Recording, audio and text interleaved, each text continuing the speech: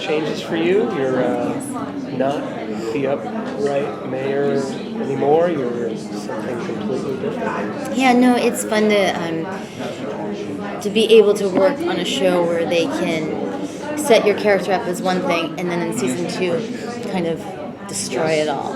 And it's very fun and challenging as an actor. I love Amanda. I love Damaged Amanda.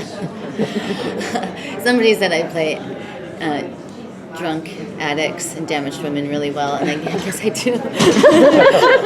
I enjoy it. Can you give us some hope that she's going to manage to sort of she does.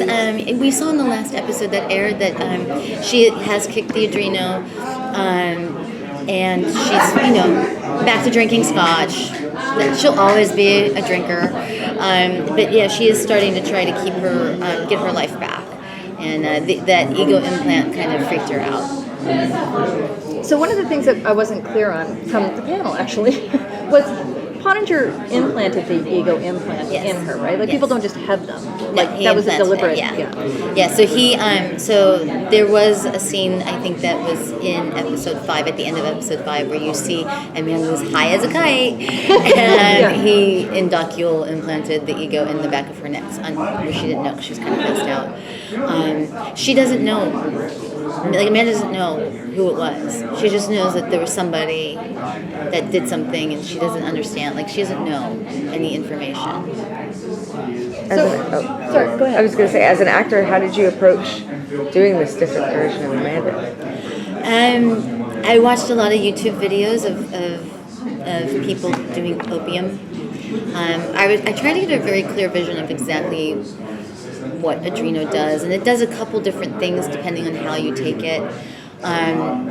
So I just watched a lot of YouTube videos of drug addicts, and it was really hard actually. And then in the scene where Amanda beats the guy up, where she's like in full on rage and she like beats the guy up in the knee blunt, I was watching clips of like other actresses who've done alcoholic fueled rage scenes, and I came across one with Sharon Stone from Casino, where she pulls up in the car and just starts like screaming at De Niro, and it's like awesome. She just lets it all hang out. She's just like, and it just, for some reason, what she did just really inspired me to kind of just let Amanda just go in that scene. And I had warned Grant ahead of time, because he had to pull me off the guy, and I had warned him. I was like, you're gonna have to, I'm gonna really fight you, like be prepared. And he was like, and like, okay, little woman, like, because I'm much smaller than he is.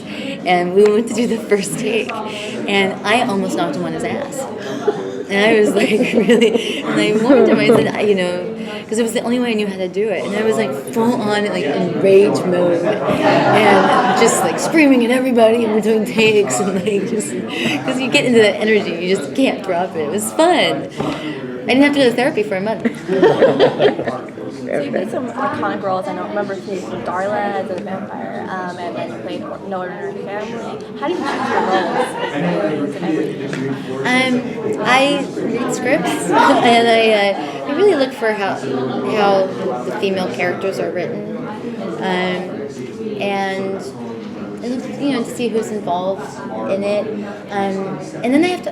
Most of the time, I have to audition. Like I have to fight for roles. I mean, not everything's just handed to you. I mean, I had to do a chemistry read on this one with Grant, but it was pretty much my role, and I knew that. For Dexter, I mean, I had to fight tooth and nail, even just to get in to audition for that. And so I think the roles pick me more than I pick them.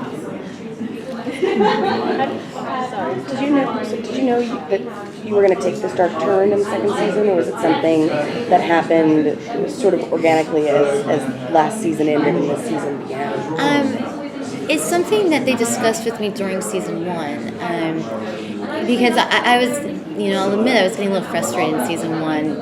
I was talking about railroad rights and elections, and it was a little like, okay, guys. And we had actually, we had talked a lot about her backstory, and then because of certain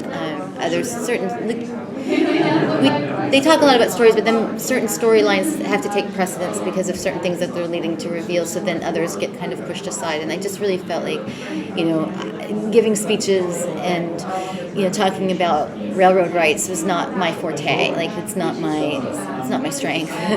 I'm not good at that stuff. So they had discussed that for season 2. It was going to be an edgier, darker Amanda. We were frustrated too. Yeah. Yeah. So I mean, I think that the strength of the character though is still there, and I think it's nice to be able to show her have difficulties and still have the strength to pull through. Is that something that really attracts you too to a role? Yeah, and I do like the things I liked about Amanda in season 1 was she has this very kind of strong veneer, but yet she's also extremely vulnerable, and you can see that underneath everything. And so she has this strength, but she's still vulnerable, and she's the master of compartmentalization. Like she's able to just kind of put, okay, this over here, this over here, this over there, and it's interesting because her most intimate relationships during season 1, aside from her relationship with her sister, her most intimate relationship is actually with the town of Defiance.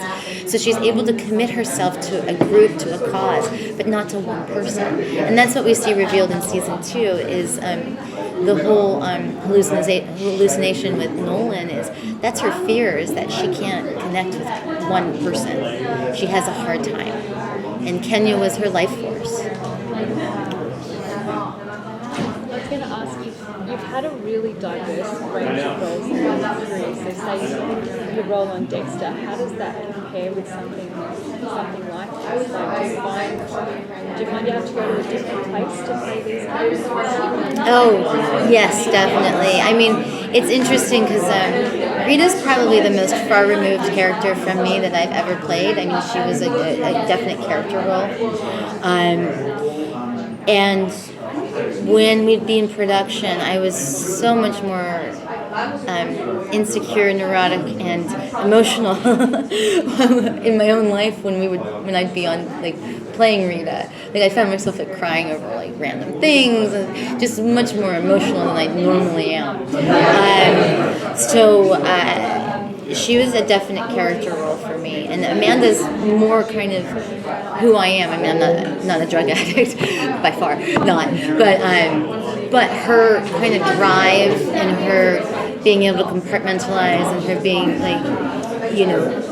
very career driven, I completely relate to because it's been my life, and I've had a career since the age of 3. I was an ice skater and then an actor, so it's I've always made sacrifices for career, and so I can relate to that aspect of Amanda. Can you tease what's coming up for her as we continue this season? I'm hoping we get to see. Yeah. I'm hoping we get to find out if she ever finds out what happened to her sister for reals. Yeah. I said for reals. You did. Totes did. I totes did. I said for reals. Is there anything else you would hope to see, like your wishes for your character? I think we start to see her develop a deeper relationship with Pottinger. I mean, that was kind of revealed at the end of last episode, and is it a healthy one? I don't know, but there's a definite draw. There's a definite connection between the two of them. It's different than her connection with Nolan. I mean, I think her connection with Nolan is purely physical. It's just purely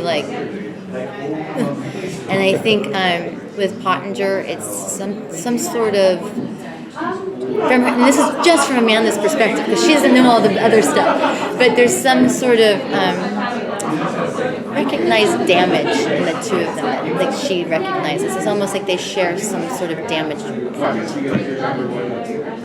What's your favorite part about working on this show? Is there a specific thing that was just maybe surprising or not expected that really turned into kind of a great thing about working on it? The cast. It's an amazing cast. We're all very close. We're all very supportive. We all work very hard to bring our A game every day, and that's hard to do. And when one person is struggling, the other person is there to help pick you up and get your A game back out there and on the field. So we're a real team, and it's great. And I think you can see that with our panels and stuff, there's no one person that stands aside. We're a group. We are Defiance, and we're in it together.